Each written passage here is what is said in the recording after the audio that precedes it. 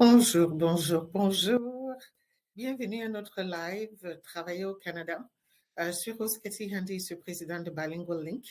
Et Bilingual Link, comme vous connaissez, c'est votre site par excellence, j'espère, pour la recherche d'emploi pour les postes bilingues au Canada. Et puis parfois aux États-Unis aussi, mais premièrement au Canada. Et alors, je suis ici 2 fois par mois, chaque premier et troisième mardi du mois à midi pour juste un live, quelque chose qui est entre nous, répondre aux questions sur le marché du travail. Parce que, comme vous savez, le marché du travail est en plein mouvement actuellement. Il y a beaucoup de choses qui se passent, beaucoup de choses qui changent. Et c'est très important d'être un petit peu à l'affût de l'information et de savoir ce qui se passe. Alors, c'est ce que j'essaye de faire ici pour venir ici et discuter et voir un peu si vous avez des questions comme ça, je peux y répondre. De temps en temps, je serai rejoint par des invités en fonction de vos questions, en fait. Et je vous invite à poster des questions, envoyer des questions. Vous pouvez nous les envoyer par email à info@bilingual link ou vous pouvez les envoyer à travers notre Facebook, Bilingual Link. Si vous ne nous suivez pas sur Facebook, c'est le moment de commencer à le faire, d'aller nous suivre sur Facebook et puis de pouvoir nous envoyer des questions. Je suis vraiment là pour répondre à vos questions d'emploi parce que je sais que le marché du travail est très complexe. Les choses changent tout le temps, les nouveaux emplois se créent, les secteurs se créent, et puis un matin, une compagnie ferme, demain, une autre s'ouvre et que c'est pas toujours facile de naviguer ce monde-là. Et après, 25 ans? 25 ans aujourd'hui dans le milieu, parce que Bilingual Link existe depuis 1998. Après autant d'années, on est tout le temps à l'affût de l'information. Alors, je me rends disponible ici pour pouvoir répondre à vos questions et vous apporter un petit peu de l'information que j'espère va vous aider pour cheminer dans votre parcours ou dans votre recherche d'emploi. Parce que le but, c'est vraiment d'essayer d'aider tout le monde à gagner du temps. Gagner du temps dans la recherche d'emploi parce qu'on veut que vous trouviez votre emploi le plus rapidement possible pour que vous commenciez votre vie et pas traîner beaucoup dans la recherche d'emploi. Alors, envoyez-moi des questions. Vous avez le chat. Ici, là, vous avez le chat où vous pouvez écrire. Et puis, bonjour Salomon. Merci beaucoup d'être là et puis utilisez le chat pour pouvoir poser vos questions. Aujourd'hui, j'ai préparé un petit peu quelque chose pour parler un peu des secteurs en vue parce que comme j'ai dit, le marché du travail est en train de bouger. Actuellement, on est en train de vivre un petit peu cette période qui, j'essaie de peser mes mots pour ne pas effrayer tout le monde, là, parce que vous entendez parler de beaucoup de coupures de postes, de fermetures d'entreprises, et parfois ça peut effrayer, on peut peut-être penser que oh my God, c'est la catastrophe. Mais j'essaye d'être là pour essayer de vous rassurer un petit peu et puis essayer d'aider à passer à travers ces inquiétudes, ces questions que vous avez. Alors, n'hésitez pas à poster vos questions, que ce soit aujourd'hui ou après. L'avantage du système qu'on utilise là, c'est que même après le live, vous pouvez toujours communiquer, vous pouvez aller réécouter ce qu'on a discuté et puis vous pouvez communiquer par email, vous pouvez nous envoyer des questions que vous avez.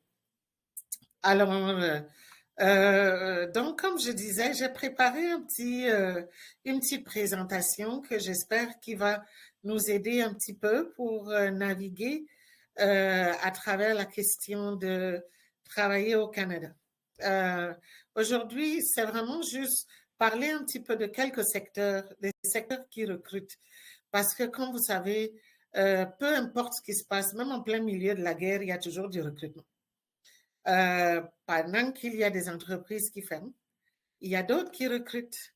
pendant qu'il y a des entreprises qui sont en train d'avoir un petit peu du mal, il y a d'autres qui sont en train d'exploser. Donc, le marché du travail ne s'arrête jamais, ça bouge tout le temps. Et c'est très important de pouvoir savoir qu'est-ce qui se passe pour essayer de se positionner. Mais avant, évidemment, comme j'ai dit, président de Bilingual Link.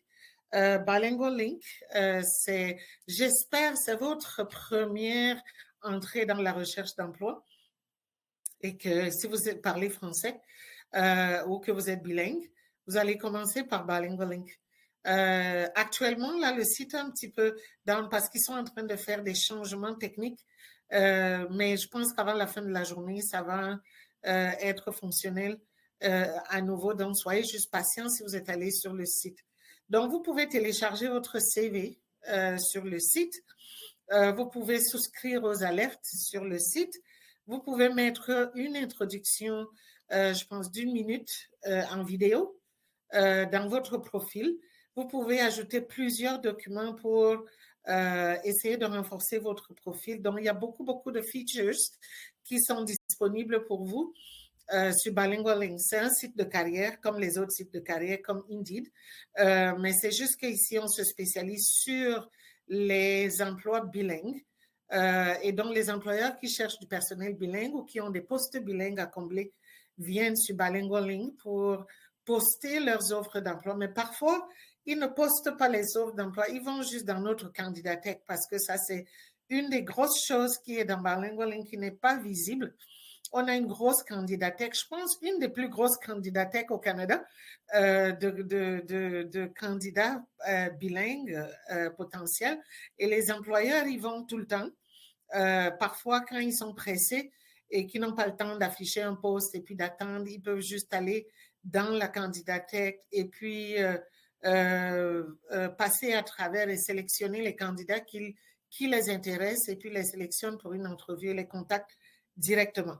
Donc, c'est une bonne façon pour vous de pouvoir vous positionner auprès des employeurs, de pouvoir télécharger votre CV dans Bilingual Link pour que les employeurs puissent vous trouver rapidement. Le but pour moi, quand j'ai lancé Bilingual Link dans le temps, c'était vraiment pour essayer d'éliminer les intermédiaires qui parfois bloquent un peu les chances des gens. Oui, parfois ils sont très utiles, certains intermédiaires, les recruteurs, les agents de placement, les conseillers en emploi, les conseillers en carrière, tous ces professionnels sont utiles, mais parfois aussi, ça peut retarder votre accès à l'employeur. Et donc, le but, c'est de permettre que les employeurs aillent directement aux candidats, fassent leur choix et communiquent directement pour faire gagner du temps, surtout aux candidats, faire gagner du temps et avoir accès aux employeurs d'une autre façon. Alors, j'espère que vous choisirez Bilingual Link pour peu importe où vous allez. Là. Mettez aussi votre CV sur Bilingual Link parce que c'est une des plateformes qui est là et puis qui est connue auprès des employeurs et qui a aussi une forte expérience pendant des années à pouvoir faire la connexion entre les employeurs et les chercheurs d'emploi au Canada. Alors, quand vous cherchez du travail en ligne, bien sûr, aujourd'hui, je pense que c'est une des méthodes priorisées par les chercheurs d'emploi d'aller en ligne. Oui, ça fait gagner du temps. Oui, ça fait que vous n'avez pas besoin de sortir de chez vous, de courir, vous pouvez avoir accès aux employeurs directement. Donc, il y a 3 astuces que je voudrais partager avec vous pour réussir votre recherche d'emploi en ligne. La première des choses, c'est évidemment, ça commence par télécharger votre CV. La plupart des plateformes en ligne, des plateformes de recherche d'emploi, n'ont pas que des offres d'emploi. La plupart de ces, on s'appelle les sites de carrière. La plupart des sites de carrière ont la possibilité pour vous de déposer votre CV auprès d'eux. Et chaque fois que vous êtes en face d'un site de carrière qui vous permet de déposer votre CV, déposez votre CV. Commencez vraiment par là, déposez votre CV. Parce que comme je vous disais, comme dans le cadre de Bilingual Link, parfois les employeurs ne ne prennent pas vraiment le temps de poster leur offre d'emploi. Les employeurs vont directement vers la candidathèque et puis sélectionnent le candidat qui les intéresse et vont directement. Donc, vous gagnez énormément à laisser votre CV dans le site de carrière où vous allez quand vous cherchez du travail en ligne. Donc, c'est très important de ne pas sauter cette étape-là parce que c'est que la plupart du temps, les gens vont dans les sites de carrière, regardent juste les offres d'emploi qui sont affichées et puis s'ils ne trouvent pas ce qu'ils cherchent, ils repartent. C'est souvent une grande erreur monumentale que les candidats font. Regardez si ce site de carrière permet de déposer son CV dans la base de données. Mettez votre CV là. Donc ça, c'est la première chose que vous devez d'abord faire quand vous allez dans un site de carrière. La deuxième chose quand vous êtes dans le site de carrière, c'est d'utiliser tous les features. On appelle les features. Ça veut dire que tous les outils que le site de carrière vous offre, il faut les utiliser. Parce que ces outils sont là pour une raison. Chaque site de carrière, comme vous voyez, a sa spécialité. Les sites de carrière ne se ressemblent pas parce que l'erreur que les gens commettent souvent, c'est de penser qu'on est tous pareils. Non, on n'est pas du tout pareil. Les sites de carrière ne se ressemblent pas. Et là où les sites de carrière se distinguent, sont différents, c'est dans les outils qui sont disponibles dans chaque site de carrière. Comme j'ai dit, certains sites de carrière, vous arrivez, tout ce que vous trouvez, c'est la liste des offres d'emploi. Et c'est tout. Mais d'autres sites de carrière vous donnent, au-delà de la liste des offres d'emploi, vous donnent par exemple la possibilité de déposer votre CV, comme j'ai dit. Mais au-delà de ça, ils vous offrent des outils de comment vous pouvez même déposer votre CV. D'autres ne vous permettent même pas de déposer le CV, mais de créer votre profil, un profil complet qui remplace peut-être le CV, mais qui vous permet de donner votre information de base.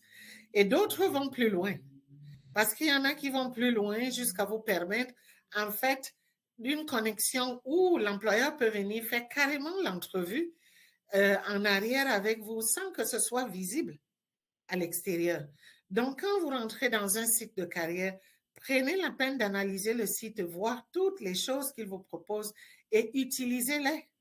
Parce que quand vous sautez les outils que le site de carrière met à votre disposition, vous passez complètement à côté de leur force, vous passez à côté de leur technologie, vous passez à côté de ce qu'eux, ils sont en train de présenter aux employeurs. Parce que quand ils sont en train de vendre leur site aux employeurs, pour dire aux employeurs, venez utiliser le site, ils présentent leur site en fonction des outils qui sont disponibles. Et généralement, les employeurs viennent utiliser un site de carrière particulièrement, pardon, parce que ces outils sont disponibles, parce qu'ils leur indiquent que voilà les outils, et parfois aussi c'est parce qu'ils ont compris que certains employeurs que les sites ciblent, les employeurs ont besoin de ces outils-là.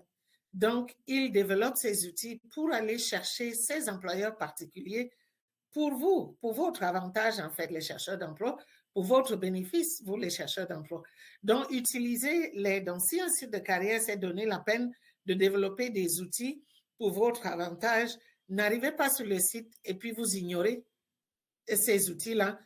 Ça veut dire que vous utilisez juste peut-être 10% ou 15% de la possibilité de ce site de carrière. Et le site de carrière est là pour vous aider à trouver du travail. Donc, ils mettent aussi les outils pour faciliter cette recherche, pour faciliter la connexion avec les employeurs. Donc, comme je vous disais, par exemple, quand vous arrivez sur Bilingual Link, il y a les alertes. C'est quoi l'avantage des alertes? L'avantage des alertes, c'est vous permettre de ne pas avoir à vous cloîtrer devant devant le site Internet 24 heures sur 24 en train de fouiller. Parce que quand vous tombez sur un site comme Bilingual Link, qui a actuellement 900 offres d'emploi, parfois, vous n'avez pas le temps d'aller analyser les 900 offres d'emploi qui sont dessus. Et vous ne pouvez, pour chercher l'offre d'emploi qui correspond à votre profil à vous ou à votre besoin à vous. Et donc, le site développe des outils pour connecter les informations qui sont particulières à vous et les offres d'emploi pour les matcher et s'assurer que quand ça match, on vous alerte que tiens, il y a tel offre d'emploi qui match un petit peu votre profil, qui se rapproche de votre profil et peut-être c'est à ça que vous voulez répondre. Donc, vous pouvez être assis tranquillement chez vous, vous pouvez être en train de faire autre chose, même dormir, vous vous réveillez le matin et vous avez des emails qui vous donnent les formations sur parmi les 900 offres d'emploi qui sont affichées actuellement, il y a l'offre d'emploi XYZ qui est peut-être de votre intérêt à aller regarder et appliquer. Parce que selon le profil que vous avez défini, cette offre d'emploi-là se rapproche de ce que vous recherchez. Et donc, l'outil qui est dans le site fait la recherche pour vous, essaye de matcher avec votre profil et avec ce que vous avez dit que vous recherchez et vous envoie l'information dans votre boîte aux lettres. Et je pense que ça vous fait gagner du temps, ça vous enlève les maux de tête et ça vraiment apporte cette spécialité que autrefois, un agent de placement aurait été la personne qui fait ce travail pour vous. Et alors, voilà par exemple un outil très important qui existe dans les sites de carrière, dans Bilingual par exemple, qui est très utile et que parfois, je vois des gens arriver et puis sautent et puis ne se connectent pas à ça là pour demander au site d'envoyer des alertes. Mais pour envoyer les alertes, vous devez les programmer. C'est vous qui dites au site maintenant que si vous voyez quelque chose qui a telle information, c'est quelque chose qui m'intéresse. Et donc, le site va commencer à vous envoyer ces alertes. C'est par exemple ce genre d'outil que vous pouvez utiliser. Si par exemple un site vous dit pardon, que vous pouvez faire 1 minute d'introduction de vidéo, faites votre vidéo. Parce que les employeurs vont peut-être arriver, parce que dans un site comme celui-là, ça c'est par exemple un outil que le site va présenter aux employeurs. Qu'est-ce que ça donne? Ça dit à l'employeur que au lieu d'aller passer à travers peut-être des CV, quelqu'un va faire 1 minute pour déjà s'introduire. Donc, vous avez la possibilité de voir comment la personne se présente, comment la personne parle. Et puis, comme ça vous donne quelque chose de plus que juste lire un CV.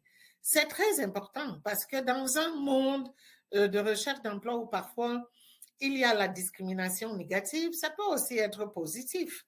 Parce que parfois, on peut vous discriminer en lisant juste votre CV avant même d'avoir eu la chance de vous entendre parler. Et que parfois, on peut aussi regarder une photo et puis se donner une idée alors qu'on ne vous a même pas entendu parler. Et ça vous donne l'occasion de pouvoir enregistrer une vidéo d'1 minute.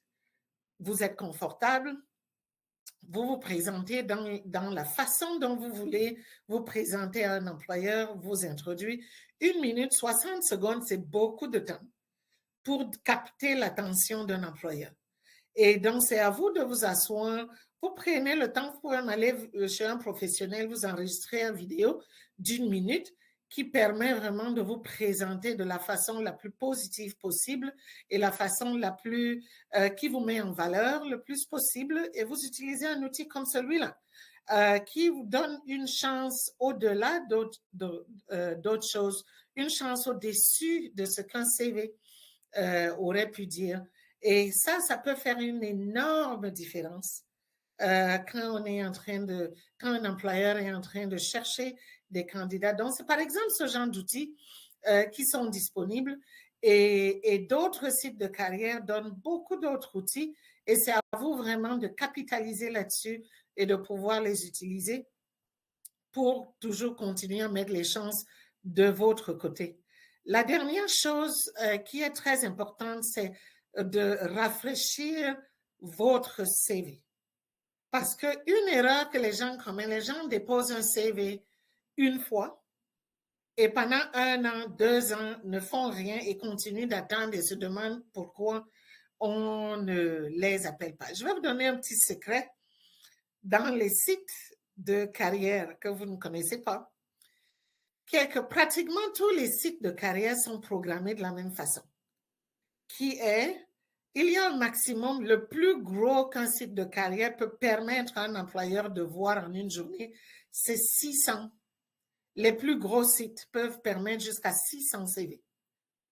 Pas au-delà de ça. Je n'ai pas encore entendu dire parce que pendant longtemps, Bilingual Link utilisait la technologie de Workopolis.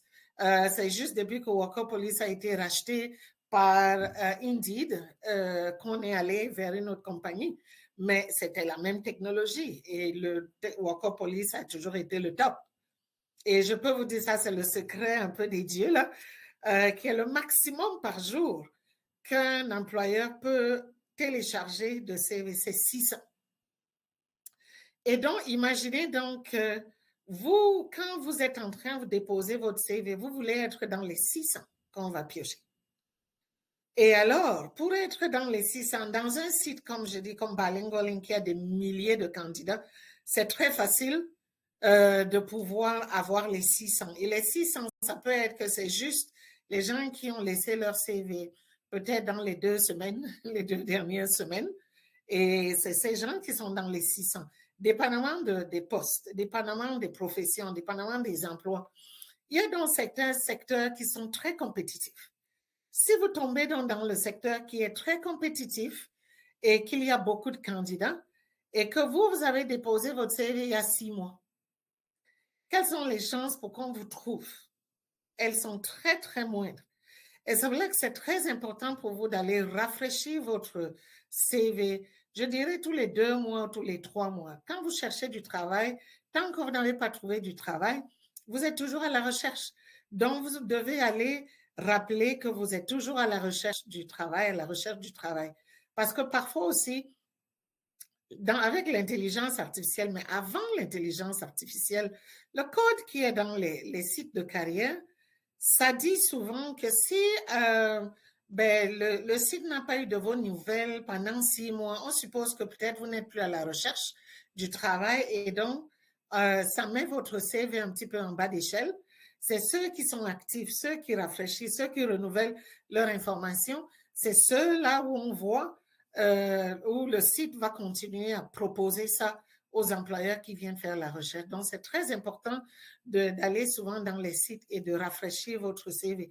Parce que dès que vous rafraîchissez quelque chose dans votre CV, dans votre profil, ça fait comme si vous venez de remettre votre profil. Donc, ça vous met au top. Ça vous met au top. Si, par exemple, vous êtes allé hier faire quelque chose, changer quelque chose sur votre CV ou sur votre profil sur le site, c'est comme le site va prendre ça comme si c'est hier que vous avez déposé votre CV. Et donc, ça, c'est souvent un des secrets des dieux là que je vous partage. Donc, c'est très important d'aller rafraîchir votre CV. Alors, ça, c'est les 3 astuces. Je vais passer rapidement actuellement, comme j'ai dit tout à l'heure, que le marché du travail se resserre un petit peu. Si vous suivez des nouvelles, vous entendez tous les jours qu'il y a une mise à pied, qu'il y a des coupures de postes. Je pense la semaine dernière, c'est Microsoft qui a annoncé une grande coupure de postes. Ici au Canada, on a vu la baie qui a fermé avec plus de 8000 personnes qui subitement se retrouvent sans travail. Donc, il y a beaucoup, beaucoup de choses. On sait que les 3 choses qui menacent au-delà de la guerre tarifaire, c'est l'intelligence artificielle qui arrive.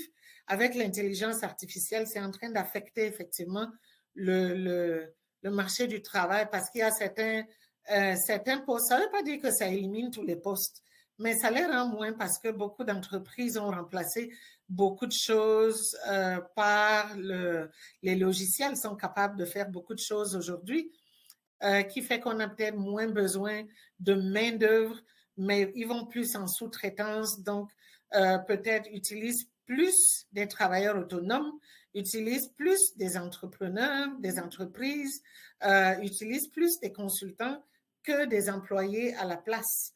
Et donc, c'est quelque chose à surveiller. L'autre chose, c'est le reprenariat qui découle des baby boomers qui prennent la retraite. Les baby boomers qui prennent la retraite, ça n'affecte pas seulement le marché du travail, mais ça affecte sur ces baby boomers avec des petites entreprises. Et les petites entreprises, ça veut dire des petites entreprises de moins de 50 employés. Et avec ces gens-là qui prennent leur retraite et qui revendent les entreprises, il y a un mouvement qui se passe parce que peut-être la personne qui avait l'entreprise avait une philosophie, une vision de son entreprise. Ça veut aussi dire qui ils emploient dans les entreprises. Et maintenant, les nouveaux repreneurs ont une philosophie différente, une vision différente. Ça veut donc aussi dire qui ils emploient dans l'entreprise. Donc, ça affecte le marché du travail. Parce qu'au niveau du Canada, quand même, les petites entreprises forment quand même la plus grande masse d'employeurs dans le secteur privé. Et donc, c'est très important de surveiller ce qui se passe de ce côté-là parce que c'est en train d'affecter le marché du travail.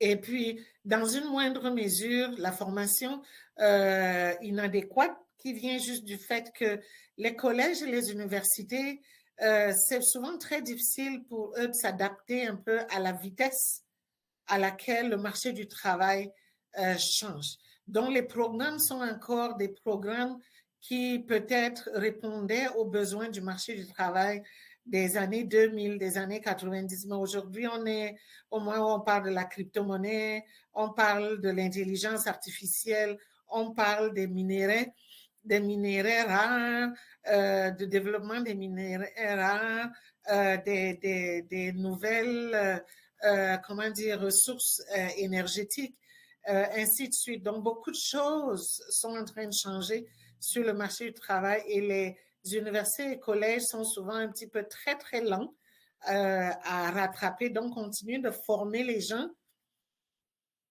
sur peut-être pas des choses qui, sur des compétences qui étaient des compétences dont le marché avait besoin il y a peut-être 20 ans, mais aujourd'hui, il y a d'autres choses que le marché recherche. Et ça, c'est en train d'affecter le marché du travail dans le sens où l'année dernière, vous entendez toujours, il y a des postes à combler, mais il n'y a pas des gens qui se qualifient pour combler ces postes-là. C'est juste, ça veut dire que oui, les gens veulent travailler, mais les gens n'ont peut-être pas les compétences qui sont nécessaires pour ces postes-là. Et ça continue toujours de menacer le marché. Mais ça ne veut pas dire que tout est mauvais. Il y a des bonnes nouvelles aussi.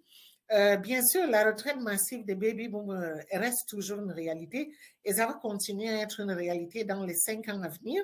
Ça veut dire qu'il y a quand même une grande masse de gens qui quittent le marché du travail, ce qui libère les postes. Et libère les postes, ça veut dire que oui, on va continuer à avoir plus d'emplois que de personnes pour les occuper. Et donc, ça donne une bonne chance pour les immigrants, pour les nouveaux arrivants, pour les jeunes, de savoir qu'il y a de l'espoir. Et ça, c'est une réalité quand même. Peu importe ce qu'on dit, il y a quand même ce besoin-là. Mais ça, la clé reste toujours quel secteur, dans quel secteur. Et c'est très important de comprendre le secteur. Les secteurs qui seront affectés positivement dans ce sens-là. Il y a aussi, la bonne nouvelle, c'est aussi qu'il y a des nouveaux secteurs qui se découvrent. Et avec le nouveau secteur qui se découvre, il y a des nouveaux emplois qui se dégagent aussi dans ces nouveaux secteurs, ce qui donne une bonne nouvelle sur le marché du travail, surtout ici au Canada, et qui crée donc beaucoup d'opportunités. Alors, pour aller dans le vif du sujet de ce qui était le thème aujourd'hui, les secteurs qui recrutent en ce moment au Canada.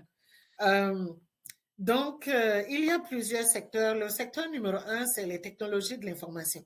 Ça reste toujours quand même un des secteurs importants qui recrutent. Là-dedans, ce qu'on a constaté, ce qu'on continue de constater en 2025, il y a une grande demande pour les développeurs de logiciels, les analyses d'études de marché, parce que c'est très important pour, avant que quelqu'un lance un produit, lance un logiciel, quelqu'un doit analyser le marché, les analyses de gestion, et puis toujours dans le secteur technologique là, et les chefs de projet informatique. Ça, c'est un peu les 4 secteurs en technologie de l'information où on voit une forte demande, où on projette toujours une forte demande. Le deuxième pôle, c'est celui de la santé, bien sûr. Au niveau de la santé, Les secteurs où on voit une forte demande, c'est bien sûr les professionnels de santé variés. Il y a différents professionnels, dépendamment de la spécialité. Dans le domaine de la santé, on voit plus tu es spécialisé dans un domaine, plus ça t'ouvre des portes. Et ça t'ouvre des portes à travers tout le Canada. Une des beautés qui se passe actuellement au Canada, c'est les ententes qui sont en train de se faire entre les différentes provinces et les territoires, qui va faciliter la circulation de la main-d'œuvre à travers tout le Canada. Et c'est quelque chose qui est très important parce qu'un des secteurs qui était souvent affecté, c'est le secteur de la santé où parfois c'était pas facile de travailler d'une province. Quand tu bouges d'une province à une autre, on te demande des certifications supplémentaires de cette province parce que la santé, ça ressort toujours de la province. Mais donc, avec les ententes qui sont signées, hier, il y avait une entente entre l'Alberta et l'Ontario.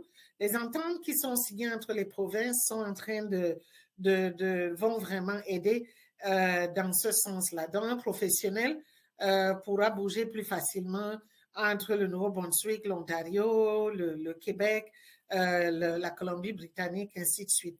Bien sûr, les infirmières, ça, il y a une pénurie partout à travers tout le Canada. Les aides-soignants, les aides-soignantes, les assistants de pharmacie. C'est un secteur dont on ne parle pas beaucoup, mais qui est très important de pouvoir savoir qu'il y a une forte demande au niveau des assistants de pharmacie parce que, ben, évidemment, pour une raison, la demande au niveau des médicaments augmente, il y a plus de gens dépendent des médicaments, plus les gens ont besoin d'acheter des médicaments et les pharmacies ont besoin des assistants. Ce qu'il y a aussi derrière, c'est parce que de plus en plus maintenant, les pharmacies, un seul pharmacien, ce n'est plus comme avant où il y avait un pharmacien pour une pharmacie. Aujourd'hui, on trouve facilement un seul pharmacien à peut-être 4, 5, 6 pharmacies. Et donc, il ne peut pas être à 4, 5, 6 places à la fois. Donc, il a besoin d'autres personnes pour travailler dans les autres pharmacies. Donc, ça ouvre énormément des portes. Les professionnels de soutien, on entend parler des PSW, mais il y a d'autres soutiens au-delà de PSW. Et donc, on a besoin les associés de recherche clinique. Parce que, évidemment, le fait qu'on soit sorti du COVID aussi a mis vraiment l'emphase sur la recherche clinique, la recherche médicale. Et donc, les associés de recherche sont beaucoup en demande. Et les spécialistes de communication médicale, surtout quand tu te spécialises dans un secteur, quand tu as une spécialité médicale. Est-ce que toi, c'est l'oncologie? Est-ce que toi, c'est la dermatologie? Est-ce que toi, c'est ainsi de suite, ainsi de suite? Donc, c'est très important de pouvoir se spécialiser, peu importe, même si on veut être réceptionniste, de pouvoir avoir une spécialité derrière. Quand on a une spécialité derrière, ça ajoute les chances. L'autre pôle important, c'est les métiers spécialisés.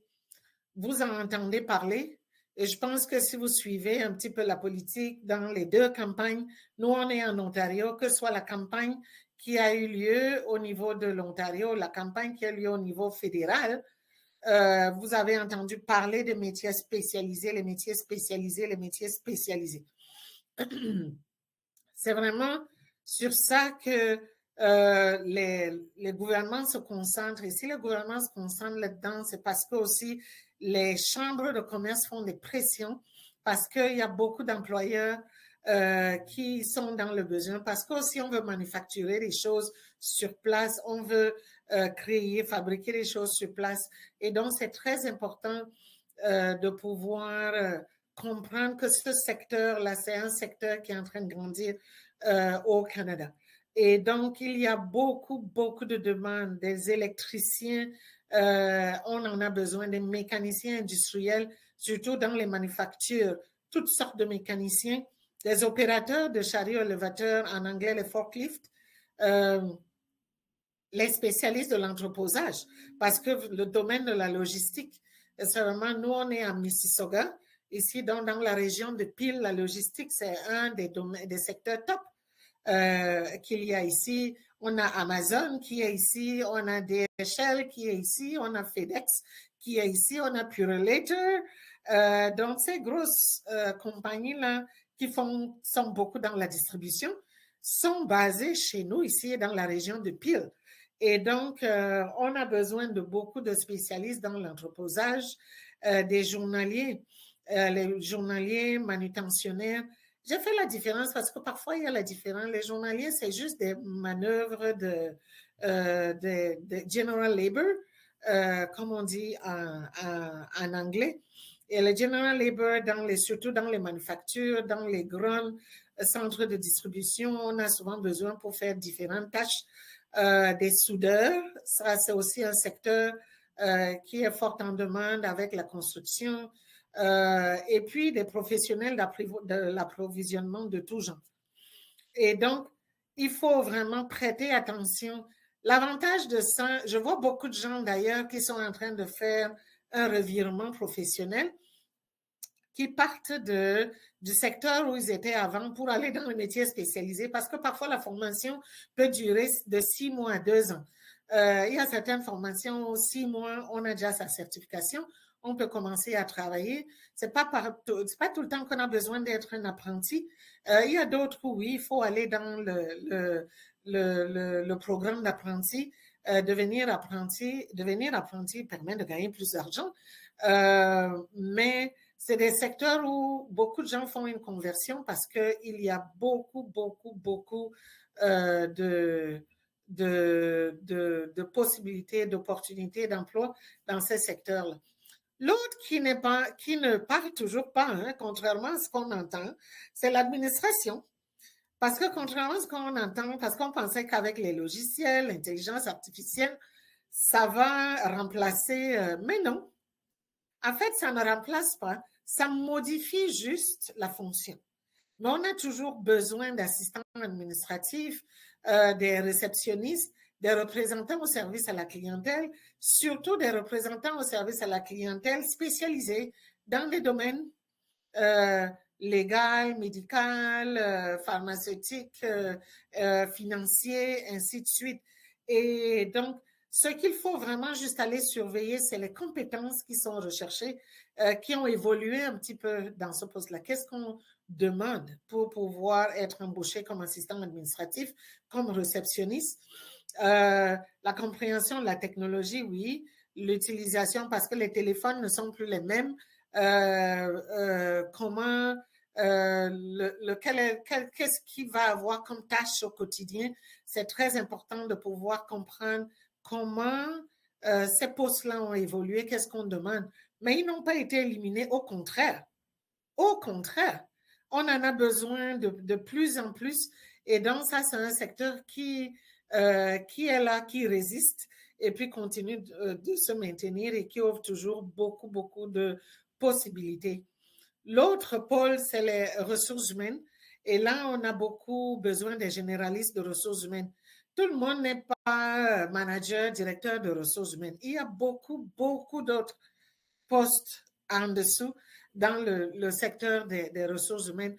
Donc, c'est très important d'essayer de comprendre c'est quoi les différentes tâches. Et puis, mais ça, c'est un secteur où il y a beaucoup de postes et puis qui va continuer à offrir énormément d'opportunités. Les formateurs, parce que dans les entreprises, maintenant, de plus en plus, le onboarding est très important.